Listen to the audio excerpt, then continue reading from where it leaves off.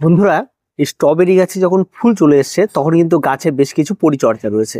যে সমস্ত পরিচর্যাগুলি করলে আপনার গাছে ফলগুলি বেশ ভালো থাকবে এবং ফলগুলি নষ্ট হয়ে যাওয়ার প্রবণতাটা অনেকটা কমে যাবে, তার সঙ্গে সঙ্গে কিন্তু গাছে প্রচুর পরিমাণে ফলনটা অনেকটা বাড়বে। তো চলুন আজ আমরা এই স্ট্রবেরি ফল আসার পর বা ফুল এসে গেছে, ফল সবে ধরতে শুরু করছে, সে সময় আমরা কি পরিচর্যাগুলি করব বা কী সাবধানতাগুলি অবলম্বন করব, যেগুলির জন্য আমাদের গাছগুলি পরবর্তীতে আরও অনেক বেস্ট রেজাল্ট হবে এবং ফল আমরা অনেক বেশি পাবো। তো পুরো ভিডিওটি স্কিপ না করে দেখতে থাকুন। বন্ধুরা, ফুল আসার পর আপনাকে প্রথম যে কাজটি করতে হবে সেটা হচ্ছে গাছের সাইড দিয়ে ভালো করে লক্ষ্য করতে হবে। গাছে যদি কোনো রকম কোনো পুরনো পাতা থাকে বা হলুদ হয়ে গেছে এমন কোনো পাতা থাকে, তাহলে সবার আগে এই সমস্ত পাতাগুলিকে আপনাকে কেটে বাদ দিয়ে দিতে হবে।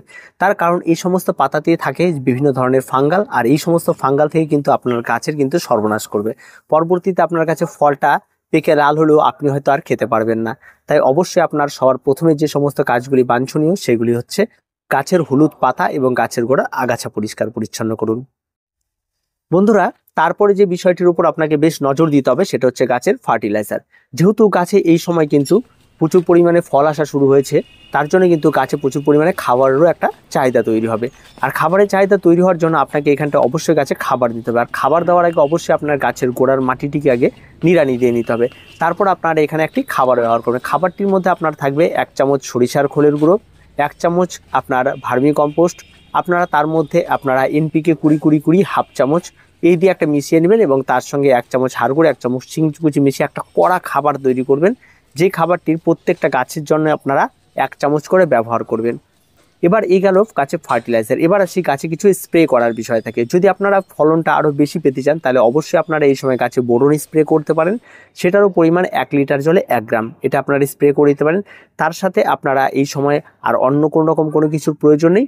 যদি আপনার মনে হয় যে পরবর্তীতে আবার যখন ফুলের সংখ্যা কমে যাবে তখন আরও একবার কিন্তু এই বোরনটা স্প্রে করে দিতে পারেন। তাতে কিন্তু গাছের কিন্তু গ্রোথ অনেক ভালো হবে এবং তার সঙ্গে সঙ্গে গাছের ফলনটা অনেক ভালো হয় আর ফুল ফলের সংখ্যা অনেকটা বাড়িয়ে তোলে। এটা কিন্তু অবশ্যই আপনাদেরকে করতে হবে, তবেই কিন্তু গাছে প্রচুর পরিমাণে ফল পাবেন। বন্ধুরা, গাছে যখনই ফল চলে এসছে তখন কিন্তু আপনাকে আরেকটি বিষয়ের দিকে বেশ নজর দিতে হবে, সেটা হচ্ছে ওয়াটারিং।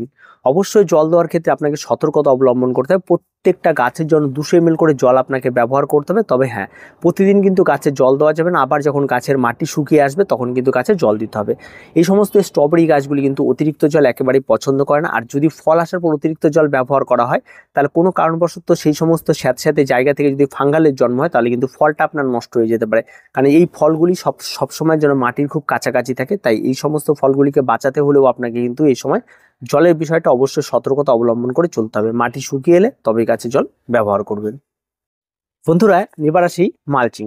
অবশ্যই গাছে যেহেতু ফল ধরে গেছে আর ফলগুলি যেহেতু মাটির সঙ্গে লেগে রয়েছে, তাই এই সময় কিন্তু মালচিংয়ের একটা প্রয়োজন রয়েছে। যদি আপনারা সঠিকভাবে মালচিং না করেন তাহলে গাছের ফলগুলি যখনই বড় হতে শুরু করবে এই মাটির সংস্পর্শে থাকার ফলে কিন্তু ফলগুলি পচে যাবে, যার ফলে আপনার এতদিনের পরিশ্রম যে একটা ফল খাবেন সেটা কিন্তু একদম ব্যর্থ। এবার এখানে মালচিংয়ের জন্য আপনারা 3টি মিডিয়া ব্যবহার করতে পারেন। একটা হচ্ছে আপনারা খড় বা কারি যেটি বলে তার টুকরো টুকরো করে কেটে গাছের গোড়ায় দিতে পারেন।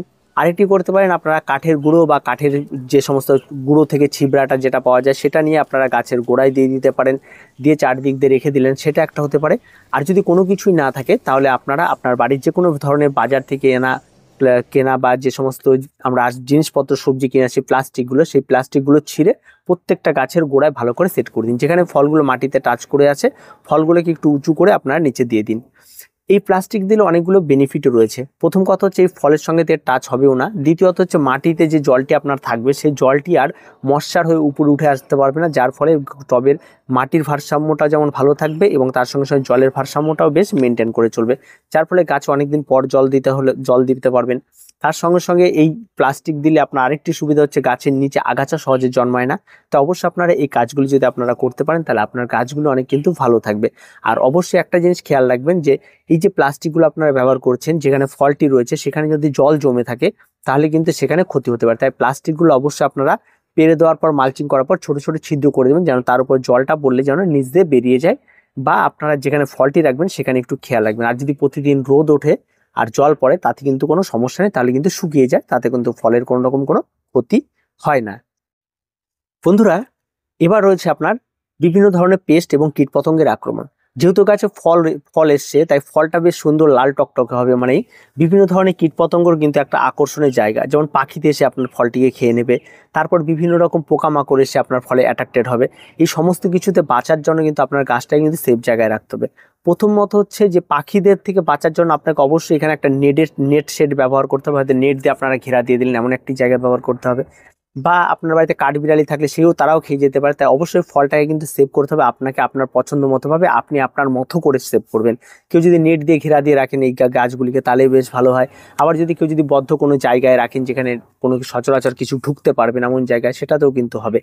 আর পোকামাকড়ের জন্য কিন্তু অবশ্যই আপনাকে কীটনাশক স্প্রে করতে হতে পারে, তবে ফল আসার পর কীটনাশক স্প্রে না করাই ভালো। সেই সময় ফলগুলোতে যদি আপনারা ছোট ছোট ক্যারি ব্যাগ বা প্লাস্টিকের প্যাকেটগুলোকে দিয়ে ফলগুলোকে দিয়ে মুড়ে বেঁধে দেন, তাহলে কি হয়, ফলগুলোতে আর বাইরে থেকে কোনো কিছু আক্রমণ করতে পারে না, যার ফলে ফলগুলো কিন্তু এই প্যাকেটের মধ্যে ভালো থাকে এবং সুস্থ থাকে।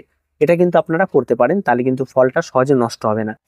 আরেকটি বিষয় হচ্ছে গাছে ফাঙ্গাল আক্রমণ ঘটে, সেই ফাঙ্গাল আক্রমণ থেকে বাঁচার জন্য অবশ্যই গাছে অ্যান্টিফাঙ্গাল স্প্রে করতে হবে। তো আমি বলবো স্প্রে করবেন না, যেদিন গাছে জল দেওয়ার আপনার ডেট পড়বে সেদিন জলের সঙ্গে অল্প একটু অ্যান্টিফাঙ্গাল গুলিয়ে নিয়ে পুরো গাছটিকে সেই জলটি দিয়ে স্নান করে গাছের গোড়ায় দিয়ে দিবেন। এটা করবেন, দেখবেন তাতে গাছের গোড়াতেও ফাঙ্গালটা চলে যাবে, অ্যান্টিফাঙ্গালটা থাকলে গাছের গোড়াতেও যদি কোনো কারণে যদি ফল লেগে থাকে তাহলে সেটাও সেফ, এবং তার সঙ্গে সঙ্গে আপনার পুরো গাছটাই সেফ। এই কাজটি আপনারা অবশ্যই করবেন। আর পেস্টিসাইড স্প্রেটা করবেন, করার পরেও ফল কিন্তু যখন ছোট, মানে পেস্টিসাইড স্প্রে করার সাথে সাথে ফল তুলবেন না। স্প্রে যদি করেন পোকামাকড় বা কোনো কিছু আক্রমণ ঘটেই যায়, দেখবেন ছোট ছোট লেদা পোকার মতো, ছোট ছোট শুয়োপোকার মতো মাঝে মাঝে পাতা আক্রমণ ঘটেই ফল আসার পরে। সেগুলির জন্য অবশ্যই আপনাকে কীটনাশক স্প্রে করতে হবে, আর স্প্রে করলে অন্তত 7 দিন ওই গাছের ফলটা আপনারা নেবেন না। অবশ্যই ফলগুলি পাকার আগে দিয়ে স্প্রে করবেন, আর পাকার পরে 7টা দিন অপেক্ষা, মানে এই ব্যাপারটা খেয়াল রেখে নেবেন। বা ফল পেকে গেল, কেটে নিলেন, এই বিষয়গুলি কিন্তু মাথায় রেখে তারপর আপনার কীটনাশকটা স্প্রে করবেন। এবার আসি ফলের বৃদ্ধি। অনেক সময় আমরা অনেক জায়গাতে দেখে থাকি যে এই খাবারটি দিন গাছের ফলটা বেশ বড় হবে, অমুক খাবার দিন গাছের ফলটা বেশ বড় হবে, মিরাকুলার ব্যবহার করুন, গাছের ফলটা অনেক ভালো হবে, মিষ্টি হবে। তো বন্ধুরা, স্ট্রবেরি যার যেটা ভ্যারাইটি, কিছু স্ট্রবেরি ভ্যারাইটি রয়েছে যেটা মিষ্টি, কিছু স্ট্রবেরি রয়েছে যেটা টক, এরকম প্রত্যেকটা স্ট্রবেরি আলাদা আলাদা জাত অনুযায়ী তার স্বাদ হয়, এবং এই স্বাদকে আপনি কোনো খাবার বা কোনো কিছু দিয়ে কিন্তু পরিবর্তন করতে পারবেন না, এটা কিন্তু কখনো সম্ভব না। তাই এই সমস্ত ভ্রান্ত বিষয় কিন্তু আপনারা মাথায় নেবেন না। তবে গাছের যদি এই সময় একবার মিরাকুলার স্প্রে করতে পারেন, সামান্য পরিমাণ একবার স্প্রে করুন, ফুল যেহেতু এসে একবার স্প্রে করুন, তাহলে কিন্তু গাছের অনেকটা উপকার হয়। গাছের একটা অনুখাদ্য, সেটা কিন্তু গাছের হেল্প করে। আর তেমন করছেন এমন না যে মিরাকুল স্প্রে করলে আপনার গাছের টক ফলটা মিষ্টি হয়ে যাবে, এমনটা না। আর স্ট্রবেরি সাধারণত বেশিরভাগ ক্ষেত্রে দেখা যায় যে সমস্ত ভালো প্রজাতির স্ট্রবেরিগুলি রয়েছে সেগুলি সাধারণত টক মিষ্টি এই টাইপেরই হয়ে থাকে। পুরোপুরিভাবে মানে একদম দারুণ মিষ্টি টেস্ট হবে, এই ধারণাটা কিন্তু অনেকটাই কম। এই সমস্ত গাছের ফলগুলি প্রথম অবস্থায় যে সমস্ত ফলগুলি হবে সেগুলি একরকম স্বাদ হবে, আবার মার্চের দিকে গিয়ে যে ফলগুলি হবে সেগুলি একরকম স্বাদ হবে। ঠিক আছে, তো এমন কিন্তু সিজনের সঙ্গে পরিবর্তন হতে থাকে। আর গাছে কিন্তু ফল কিন্তু একটা লটেই না, এই সমস্ত গাছগুলিতে ফল দিয়ে থাকবে মার্চ এপ্রিল মাস পর্যন্ত, তার সঙ্গে সঙ্গে প্রতিটা ধাপে ধাপে আপনাকে পরিবর্তন করে যেতে হবে পরিচর্যার। তো এখন যেহেতু ফার্স্ট স্টেজে আমরা এসেছি, তাই ফার্স্ট স্টেজের পরিচর্যাগুলি আপনাদেরকে জানিয়ে দিলাম, এবং পরবর্তীতে আরও ধীরে ধীরে ধীরে ধীরে আপনাকে প্রতিনিয়ত গাছের কাছে যেতে হবে। আপনি নিজে নিজে বুঝতে পারবেন কখন গাছে খাবারের প্রয়োজন, কখন গাছে কি প্রয়োজন, তখন সেই প্রয়োজন অনুযায়ী আপনি তার বাকি খাবারগুলি অবশ্যই প্রোভাইড করবেন। তো আর তেমন কোনো কিছু নেই, যেহেতু ফল চলে এসছে, এটা তো একটা বাগানীদের কাছে ভীষণ খুশির খবর। তো ভিডিওটি আজকে এ পর্যন্ত। ভিডিওটি ভালো লাগলে অবশ্যই লাইক, শেয়ার এবং কমেন্ট করুন, আর আমাদের চ্যানেলটিকে অবশ্যই সাবস্ক্রাইব করুন।